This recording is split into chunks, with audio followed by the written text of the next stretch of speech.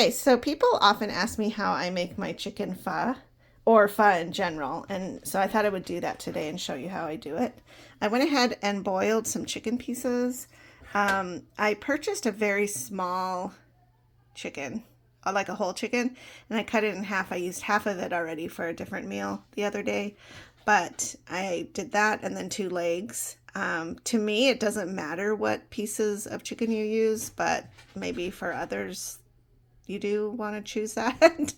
I don't know. I don't care. Anyways, I boiled it, and so it's cooled down a little bit, and then I always keep the brothy part of the chicken to add to my pho because it really gives it that extra kick. So what I did was I sliced up some ginger, and you can put in as much as you want. I like to have a generous amount. And then I also put my temperature to like medium because you want these to kind of saute, I guess, in a sense. The white seeds are coriander seed, which is very different from ground coriander. Not the ground coriander, you want the seed. And then there's also black peppercorn. And the most amazing part that makes the entire thing bomb is this. This is the star of the show, star anise. I think that's how you say it. That's how I say it. This is really expensive. It used to not be, and now it's like $10 at Fry's for just this little guy.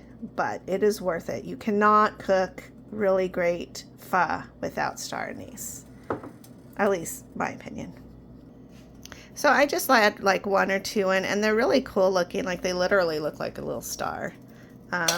Sometimes I use 1, sometimes I use 2. Usually you have green onion, like scallions, sliced into very large pieces, because really what you're doing is just roasting the white part of it. But I don't have any, so we're just going to go with not having it today. I don't really think that flavor-wise it takes anything away from the flavoring. I think it's the star anise, the coriander, and the ginger that's really the main focus in this situation here. Yeah. So I just let these kind of get to a point of being, what is it, like where it smells really good. The aroma, God, I can't think today. This is a part of being on dialysis. You do get brain fog and you can't quite make sentences once you get super tired. So the aroma is what you're looking for, and you'll smell it pretty quick. You'll smell this guy usually first, and then the coriander. Ginger will start to smell up.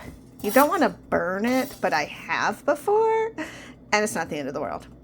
Technically, all the seasonings that you're adding to it kind of masks over any burnt part you have, but I'm pretty sure people who are authentically making pho would be like very frowning on you because they're like, don't do that.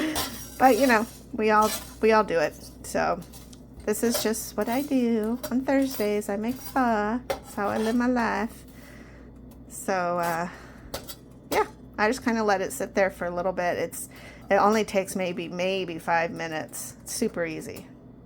So since I live in an apartment complex, I actually use bottled water. Yeah, I know. La la la. After I feel like this has gotten quite a good aroma going on, then what I do is I use the bottled water and just put a little bit in.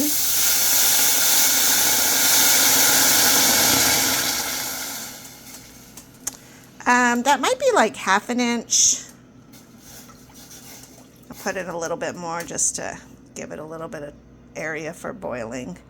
And that's another thing. You don't really want to boil it, but what you're doing is trying to create your delicious aroma. Now you can buy all of these seasonings in a little seasoning pack, and I believe it's just called pho seasoning pack, but I choose to do it myself.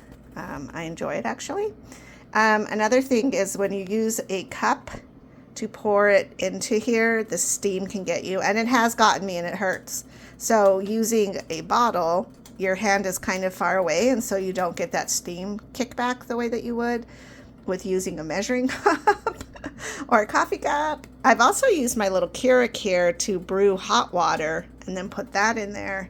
Today's pho, I'm going to go ahead and add in a couple of this, or finish off this little box of sliced shiitake mushroom because I have it and I don't want to waste it. I have my jalapeno ready to chop up. Usually I will use 2, but today I'm just going to use 1 because I just got done fasting and I don't want to kill my digestive system with something too spicy. But there's that. And then this is also a must-have. I feel like this is the one to use for pho because it just cooks really fast and it holds up. I've used ramen noodles before in a pinch, and ramen noodles aren't designed to hold up. They get really mushy. So I don't know, it's not really great to use ramen, but if you are in a pinch and you want to just do something real fast, then you can. But this is definitely what I use, and it's only like $2 or $3 at Fry's. And to me, it's a 2-serving kind of situation because I break it in half and just use half of it because otherwise that's a lot of noodle. And then my cilantro. In my camera, it looks so nice and beautiful, but in reality, it is not. I love cilantro. If you know me, you know I love it. But I don't know how the heck you keep it alive after buying it from the store because it like spoils really fast for me. So somebody said, put it in a cup in cold water, put it in the fridge, cover it, put it in the fridge. And I don't really think that helped anything. Okay, so I went ahead and added some of the broth that I had in this pot originally. I moved the chicken over so it's out because I actually have to take pieces of that off. Over here, I went ahead and took this out. So now you see the delicious broth there. That's like gold right there, gold. Okay, so I went ahead and put what was in here, the gold broth, into here so that it'll start to mind meld. I'll go ahead and use the end of the water.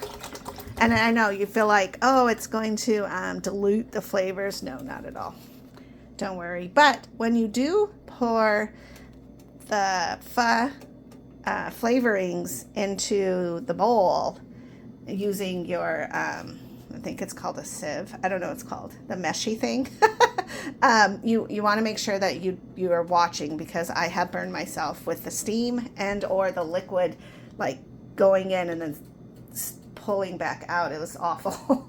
I think I still have a scar from that burn. That was not fun. So just be careful. Okay, so we have the noodle in. And now we just wait for it to kind of do its magic. As you can see, the water's not really boiling. It's warm though.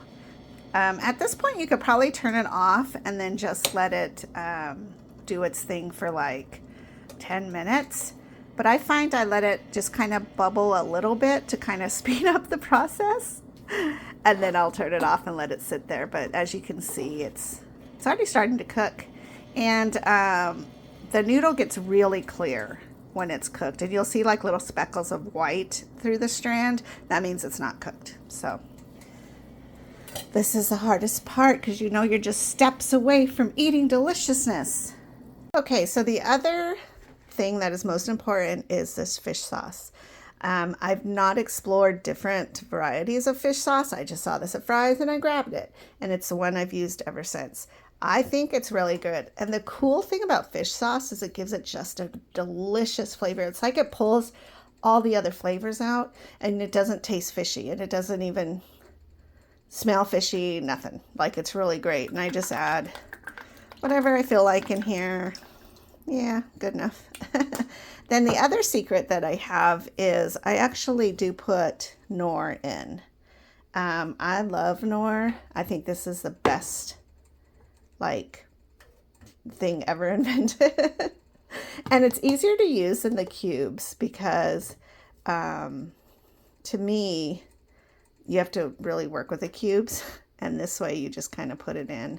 So this just pulls all the flavors together. And again, this is a chicken pho. If you do not want to deal with making the chicken and all of that, or you want a vegetarian, which I often do it that way too, then I just don't use the chicken flavoring, or sometimes I will without the chicken pieces and without the chicken extra brothy stuff. So it's all up to you however you want to do it.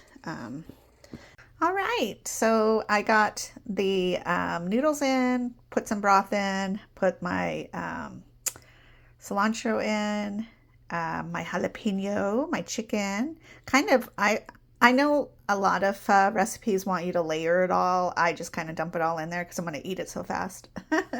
And then the last thing I put in is just a little bit of lime juice, or you could use real lime. I don't find a difference in either one, except for the lime juice doesn't expire as fast as getting the limes do. So anyways, and then you just kind of taste it as you go. If you need to add a little more chicken broth, you do that. One thing though I know is you don't add soy sauce. I guess that's like no, and really you don't want to kill your flavors with salt, and that's pretty much what soy sauce is. So you can flavor this with like chili oils, maybe. I don't know. I've not done that because I usually use my jalapeno to kind of be the thing that spices it up, and chili oil definitely carries its own flavor. But you do you. So anyways, have a great day. Talk to you soon. Bye-bye.